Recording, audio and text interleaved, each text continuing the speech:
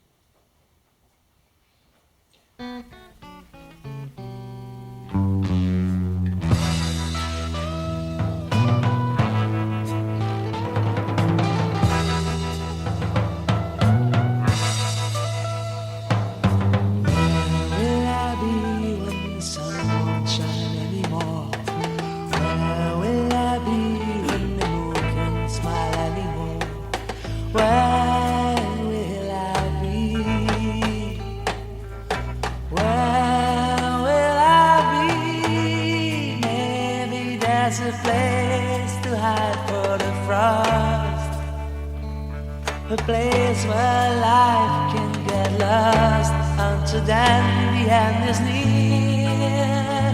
The skies will never be clear. Where will I be when the sun ain't shining? Where will I be when the moon ain't smiling? Where will I be? Where will I be when the children stop crying? Where will I be when the sun comes near flying? Faster than a bird.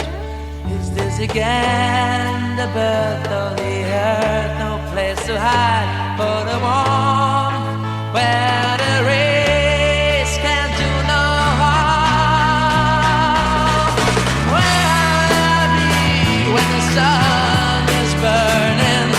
Where will I be when man is yearning for deliverance? Oh, where will I be?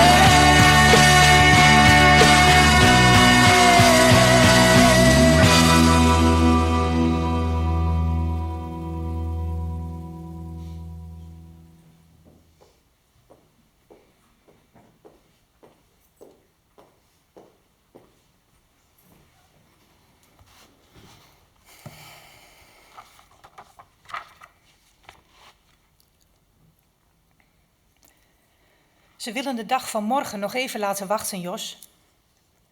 Ze willen liever nog even luisteren naar jouw stilte. Ze willen nog even vasthouden wat is geweest. Denken, weten en voelen dat jij niet weg bent. Dat jij niet ophoudt. Dat jij hier bij hen blijft. Ze weten dat morgen niet zal zijn zoals ze het hebben bedacht. maar ze weten dat jij nu rust hebt, vrij bent, zonder pijn en zonder zorgen. Maar weet dat ze je morgen zo ontzettend veel zullen missen.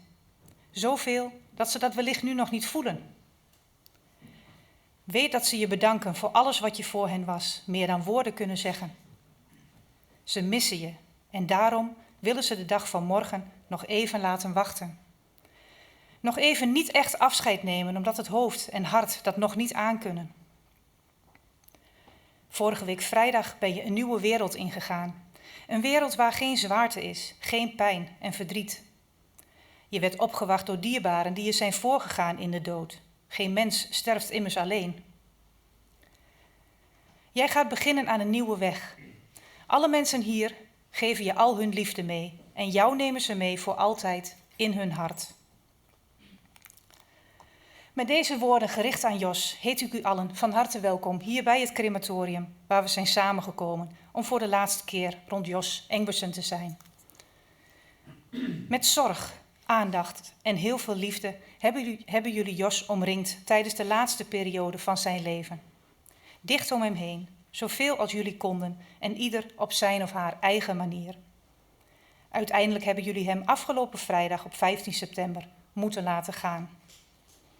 Als je dat kan, je lieve man, vader en opa laten gaan, ondanks je eigen verdriet, dan moet die liefde voor hem wel heel groot zijn geweest. Lieve familie, vrienden, buren en iedereen die op welke manier dan ook verbonden is met Jos en zijn gezin, het is fijn dat u er bent. Mijn naam is Ingrid Genger en ik heb Alice, Tom en Monique de afgelopen dagen mogen helpen bij het regelen van dit afscheid. En nu het definitieve afscheid steeds dichterbij komt, is het fijn om samen te zijn, om elkaar troost te bieden. Jullie hebben Jos allemaal gekend, van nabij, op afstand, voor korte of langere tijd. En dat maakt dat herinneringen aan hem allemaal anders zijn. Vanmiddag staan we stil bij die herinneringen. En stilstaan betekent niet dat we Jos in stilte laten gaan. We gaan luisteren naar mooie woorden. Muziek die met zorg door hemzelf is uitgezocht. En we zien zijn leven in beelden aan ons voorbij komen. En ik hoop dat u hier vanmiddag troost en kracht uit zult ervaren. Dat wens ik u allemaal toe. Als eerste mag ik nu het woord geven aan Alice.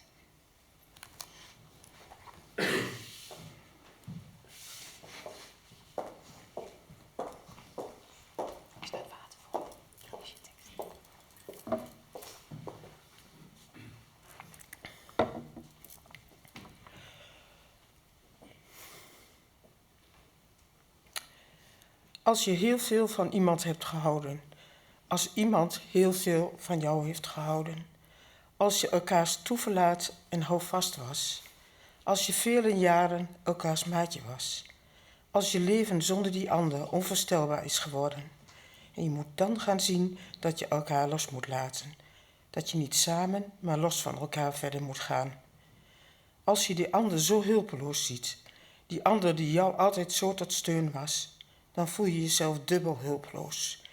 Dan is het alsof niemand je verdriet begrijpt.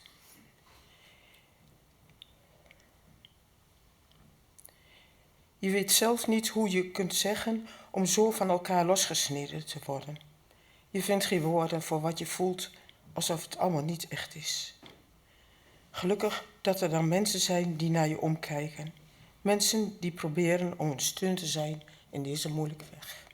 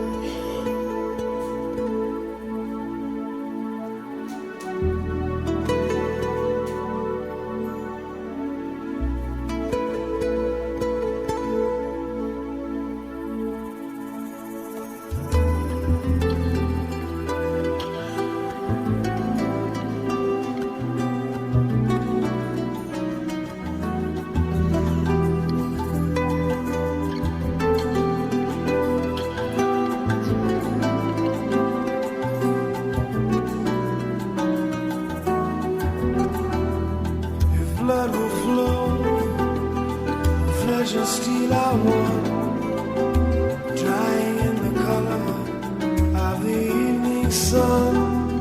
Tomorrow's rain will wash the stains away. Something in our minds will always stay.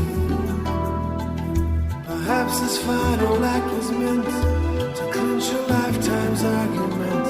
But nothing comes from violence, and nothing ever could. For all I was born beneath an angry star. Lest we forget how fragile we are.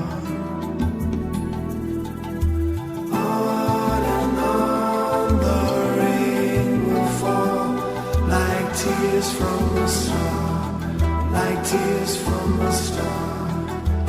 On and on the rain will say how fragile we are, how fragile we are.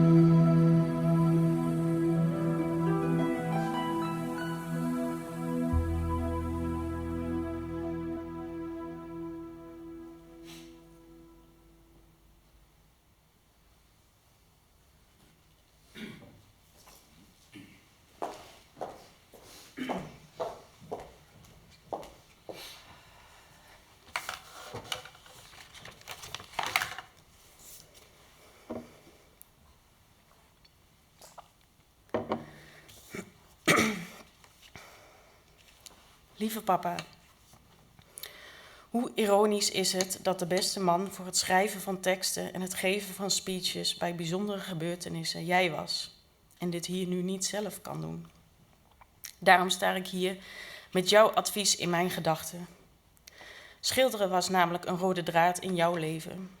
Advies geven was jouw rode draad in mijn leven.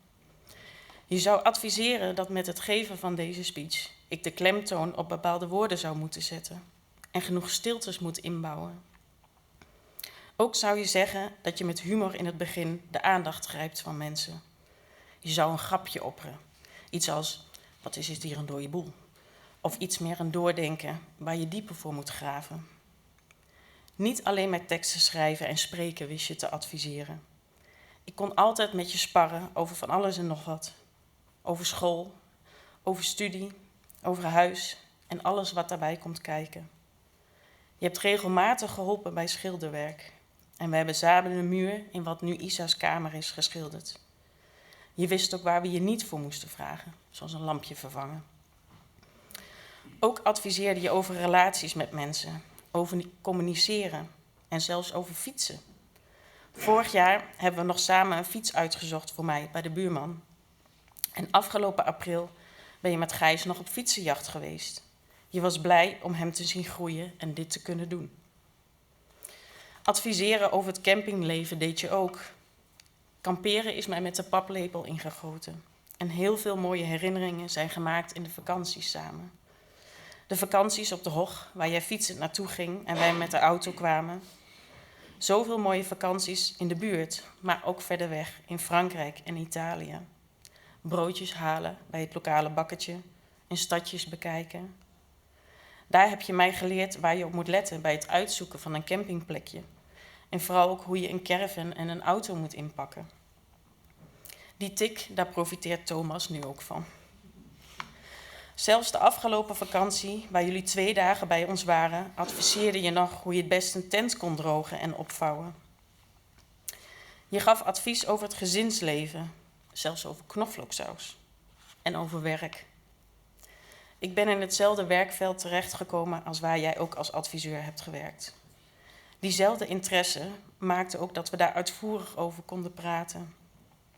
Je had wel een mening over dingen, maar je bracht het nooit zo zwart-wit. Het was voor jou de kunst om mij te laten nadenken, zodat ik daar mijn eigen weg in kon vinden. Ik weet nog dat ik stage liep bij het UWV, bij jou op kantoor in Hengelo. En dat we samen een boterhammetje aten op jouw kantoor tijdens de lunch. En je vol trots altijd vertelde dat ik je dochter was als een collega kwam buurten. Je deelde gesprekken die je gevoerd hebt en hoe je het hebt aangepakt, zodat ik daar weer van kon leren. We hebben ook samen een schilderij gemaakt, een weekendje samen in de schuur doorgebracht. Jij vond dat ik het zelf had gedaan, maar ik ben ontzettend blij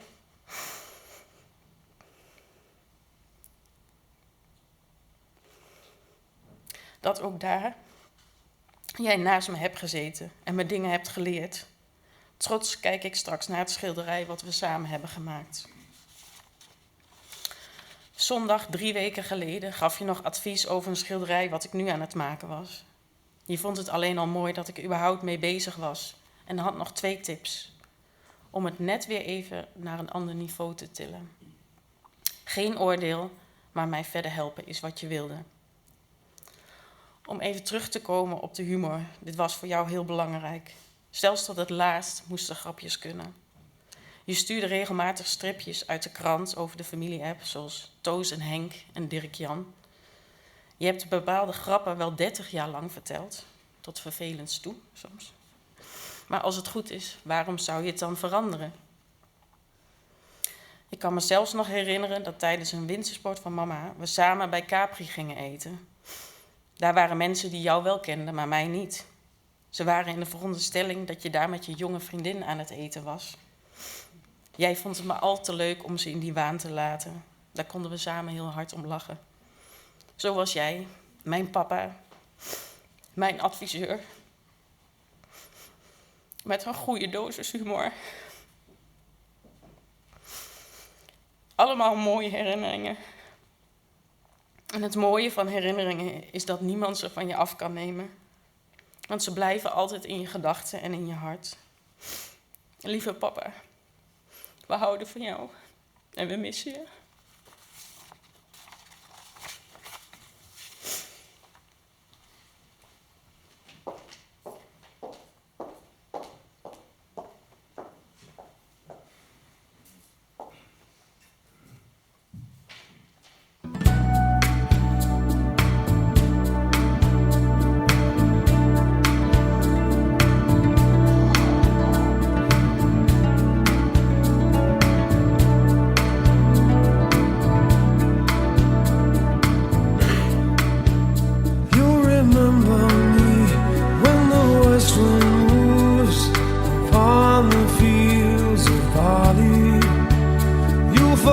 The sun in his jealous sky as we walk in fields of gold.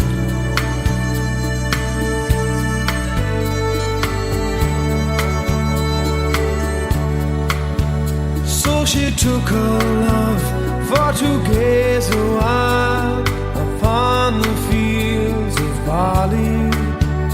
In his arms she fell as her hair came down among the fields of gold. Will you stay with me? Will you be my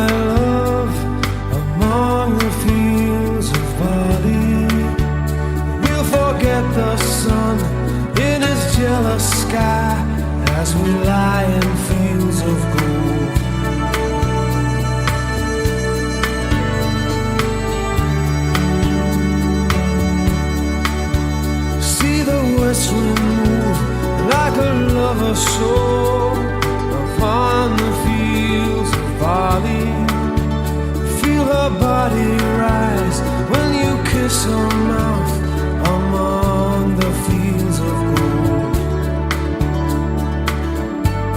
I never made promises lightly, and there have been some that I've broken, but I swear in the days still left we walk in fields of gold. We walk in fields of gold.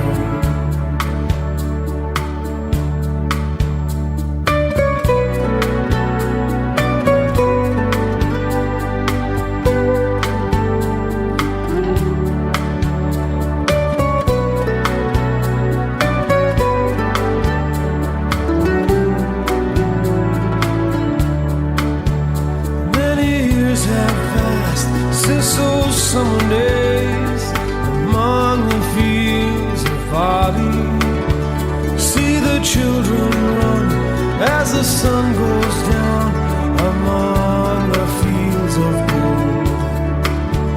You'll remember me when the west wind moves upon the fields of barley. You can tell the sun in his jealous sky when we walked in fields of gold. When we walked in fields of gold. When we walked in fields of gold.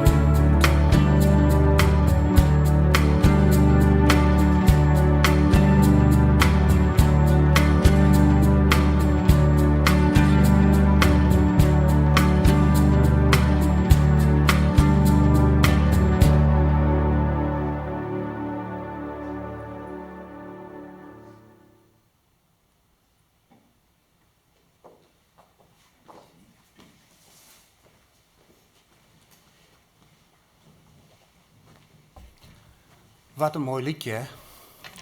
Het doet me herinneren, Jos en Alice die hebben Sting ontmoet in het echte leven. En dat was ook eigenlijk door een eigenschap van Jos die dat weer voor elkaar kreeg. Ze gingen samen naar het concert in en dan kon je daar een briefje invullen met een slagzin. En toen had Jos opgeschreven, ja, het wordt dus tijd dat we elkaar ontmoeten, want we gingen elk jaar naar Italië heen en dan waren we buren van elkaar. En als goede buren moeten we elkaar eens ontmoeten. Nou, en zo is het ook geschied. Dus ja, zo was Jos. En ik zit hier, ik spreek hier, lieve mensen, namens mijn vrienden. Jos is niet meer.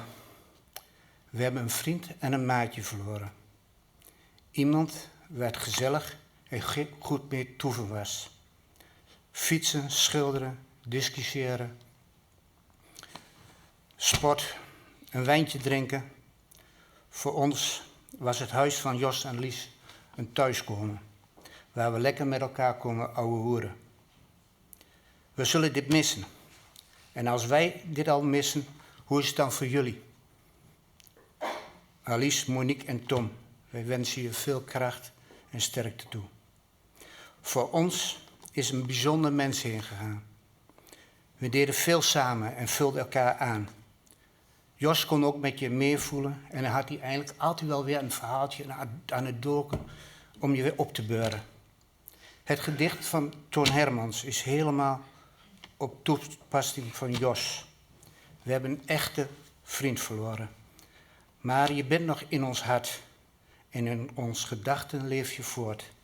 En ik zou eigenlijk graag voor de man, Jos, de kunstenaar en vriend die hij was, een groot applaus zoals hij in het leven heeft geleefd.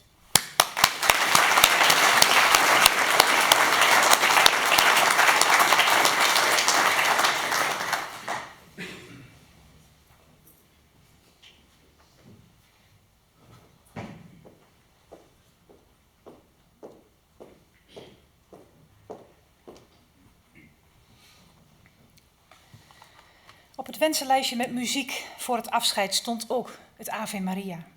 Echter, geen specifieke voorkeur voor een versie of zanger. Ja, en welke versie kies je dan? De puzzelstukjes vielen op hun plek toen buurmeisje Julia afgelopen dagen aangaf dit voor Jos te willen zingen. Jos bewonderde haar zangtalent en we weten zeker dat hij dit enorm zou waarderen. Julia, mag ik jou uitnodigen?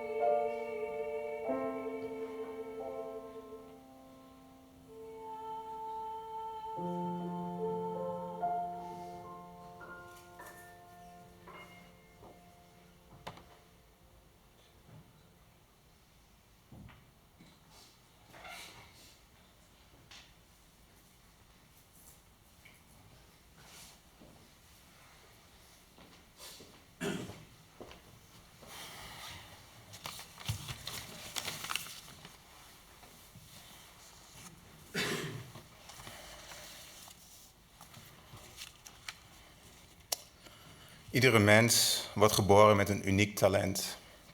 Voor papa was dat voetbal in zijn jonge jaren en gedurende zijn hele leven het schilderen. Iedereen weet dat mijn vader een gepassioneerd schilder was. Urenlang kon hij aan een portret werken, kleuren zorgvuldig mengen, het fijnste detail van een gezicht bestuderen en met zijn penseel over het doek glijden om het schilderij tot leven te brengen. Zijn voornaamste advies naar mij was: schilder wat je ziet, niet wat je denkt dat je ziet. Papa had geluk zijn talent vroeg in zijn leven te ontdekken en dit te delen met de familie, studenten en vele anderen die vreugde vonden in het kijken naar zijn schilderijen. Belangrijke ingrediënten voor het schilderen, die verder gingen dan het doek, waren oog voor detail en passie. Mijn vader had oog voor detail, niet alleen in het schilderen. Hij nam het leven in al zijn nuances waar. De kleuren van de natuur in zijn laatste boswandeling deelde hij enthousiast in ons gebruikelijke zondagbelletje.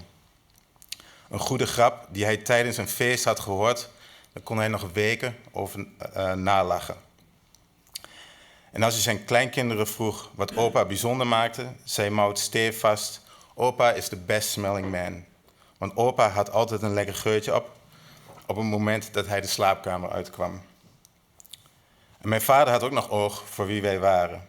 Niet alleen voor ons als persoon, maar ook onze wereld. Dat kon je zien in mijn studententijd in Enschede, of in Japan, of in Amerika. Hij nam niet alleen de moeite om de bakkers daar te leren kennen. Bij de Amerikaanse bakker of bij de sportvereniging vroegen ze daadwerkelijk: How is your dad? When are they coming to America again? Hij nam de moeite en de tijd om de mensen te kennen die belangrijk voor ons waren. Jana en Thomas natuurlijk, maar ook onze vrienden. En daar genoot hij van. Hij interesseerde zich in de persoon die tegenover hem zat. Hij lette op de details en creëerde daar iets van. Advies, een luisterend oor of een glimlach. En dan het navolgen van passies. Papa vond alles goed, zolang we het deden omdat het juist voelde. We hoefden niet in zijn voorbeeld te leven. Misschien was het omdat hij mij zag voetballen en dacht: misschien toch beter dat die jongen wat anders gaat doen. Relaties, reizen, hobby's, wat we ook deden, waar we ook doorgingen. Hij steunde ons, hij geloofde in ons. En toen op een dag ik besloot toch maar eens te leren schilderen, stond hij klaar met een penseel en een grote glimlach. En dat deed hij ook voor alle kleinkinderen. Gezellig schilderen, maar met name ons steunen in de passies die wij najagen. Voordat mijn vader wist dat hij ziek was, deed hij mee met de competitie Sterren op het doek. Hij won en, zoals een Almeloer en Twentenaar, want dat was hij er bescheiden trots op. Toen Jana en ik via FaceTime met hem spraken, moedigde ik hem aan. Dit is jouw moment, pak het groots aan. Fanclubs, t-shirts, verdubbelde prijzen. Maar zijn reactie was zo kenmerkend voor hoe hij altijd in het leven heeft gestaan. Hij antwoordde: waarom zou ik mezelf die stress aandoen? Ik heb geweldige kleinkinderen, mijn kinderen zijn ook niet verkeerd en mijn vrouw had ik het niet beter kunnen treffen. Kort gezegd, ik ben gelukkig. Ik heb niets meer nodig. En trouwens, in Spanje ben ik al wereldberoemd. Iedereen kent me en zegt daar: adios. Mijn vader heeft zijn passies gevolgd. Hij was een gelukkig man. Mijn vader wist hoe hij gelukkig kon zijn. En misschien was dat wel zijn grootste talent. We zullen je missen, papa. Je vrienden en familie, voor wie je altijd klaar stond, zullen je missen. Het Centraal Justitieel Incassobureau om je maandelijkse snelheidsovertredingen zal je missen. De kleinkinderen die dol waren op jouw grappen, Brinta en Nassi, zullen je missen. Mijn zusje, Thomas, Jana en ik, aan wie je de ware betekenis van onvoorwaardelijke liefde en geluk hebt getoond, zullen je missen. Mama, die je altijd beschermde en lief had, zal je missen. Papa, we zijn je dankbaar voor wat je voor ons gedaan hebt. En we zullen jou met trots in ons hart blijven dragen. In ons hart en via een schilderspenseel. Het nummer dat we zo gaan draaien, draagt een bijzondere betekenis van mijn vader. En daarmee ook voor mij. En ik wil dit moment even met jullie delen. Mijn vader was een man van gewoontes. En elke donderdagavond ging ik als 12-jarige samen met hem naar de Super de Boer. In het hart van Almelo. Dat was een vaste traditie. En op de achtergrond speelde stevast de klanken van Frits Spits met de avondspits. En op een van die avonden klonk dit specifieke nummer uit de radio. En mijn vader keek me aan en zei, vastberaden, dit nummer moet op mijn begrafenis gespeeld worden. De gedachte aan een wereld zonder mijn onoverwinnelijke vader leek onwerkelijk. En misschien is dat waarom zijn woorden zo diep zijn blijven hangen. Onwerkelijk. Maar die dag is nu hier.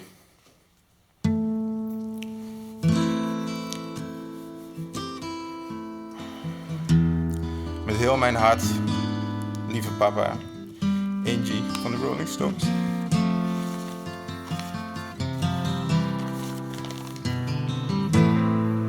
Angie, Angie, when will those clouds all disappear? Angie, Angie, where will it lead us from here? With no loving in our souls and no money in our coats, you can't say we're satisfied.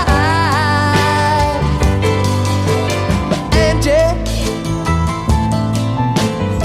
Angie, you can't say we never tried.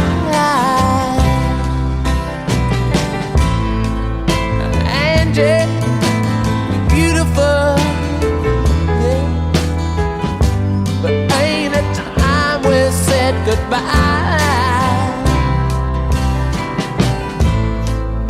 Angie, I still love you. Remember all those nights we cried. All the dreams we held so close seem to all go up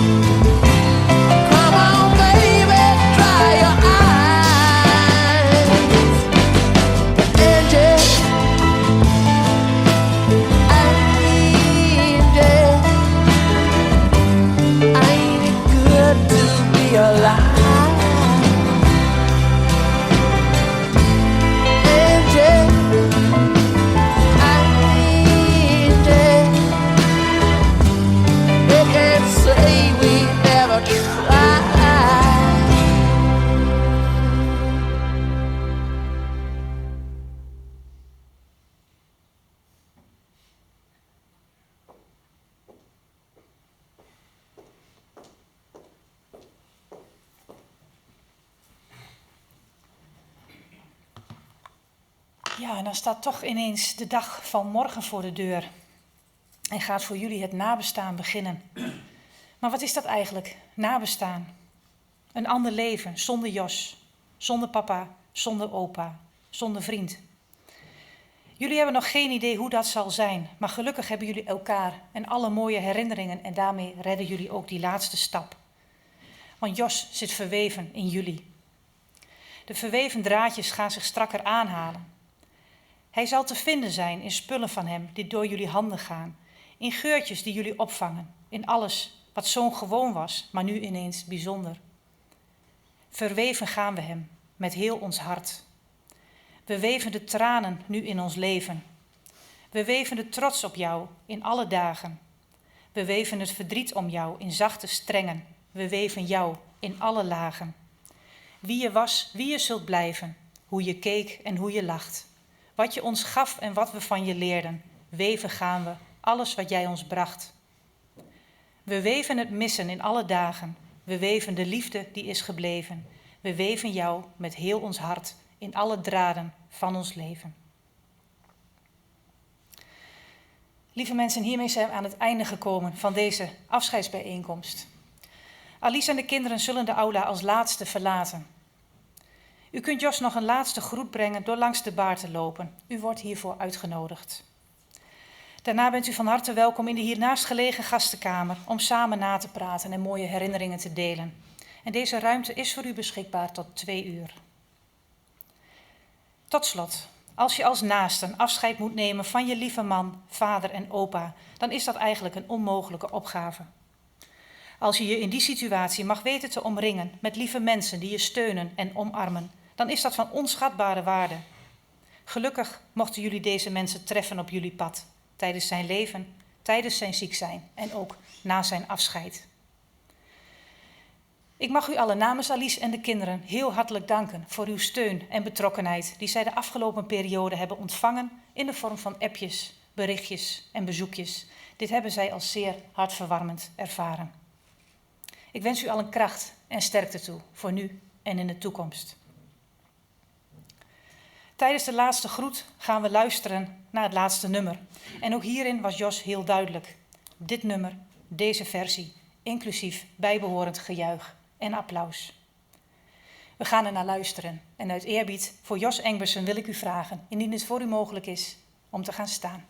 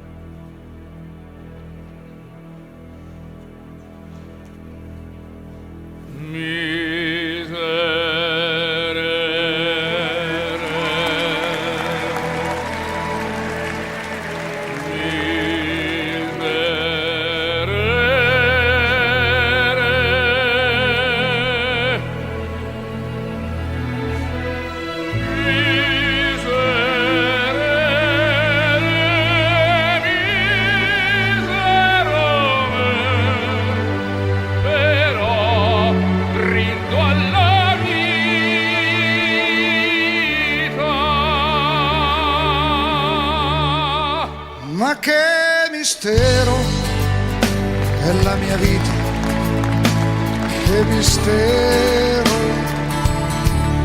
Sono un peccatore, l'hanno 80.000, un menzognero. Ma dove sono? Cosa faccio? Come vivo? Vivo nell'anima del mondo, perso nel vivere profondo.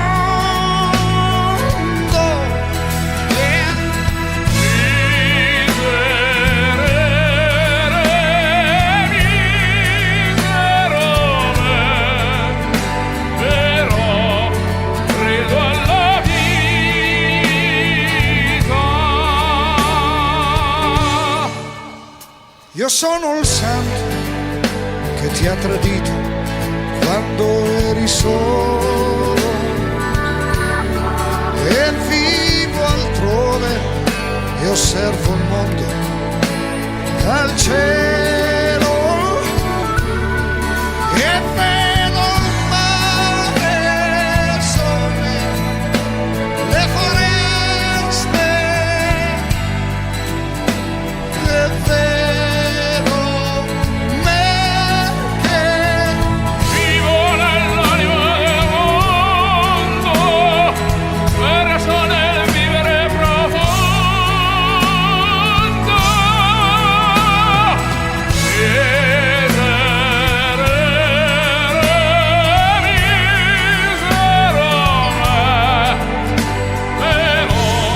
Brindo alla vita.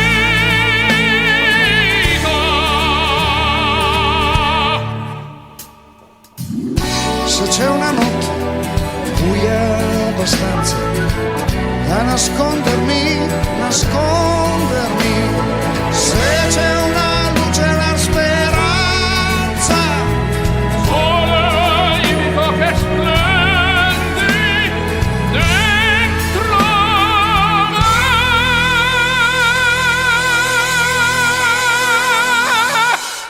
Dammi la gioia di vivere. e ancora non c'è.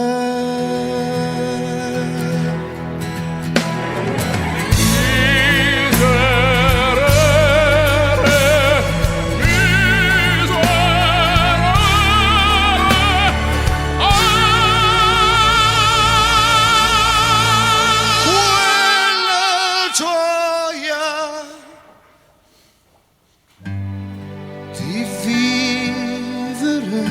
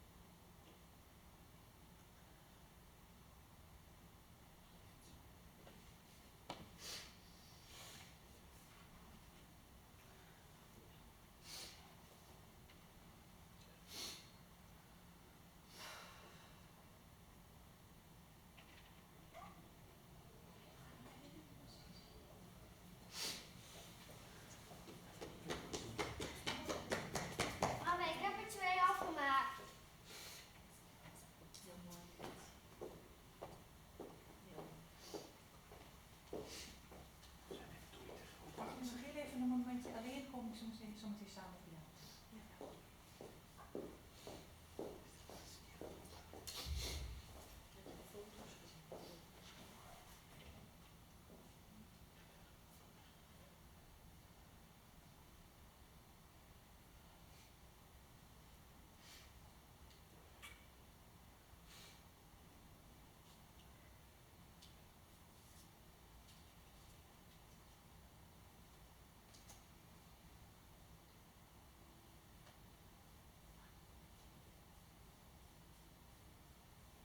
Ik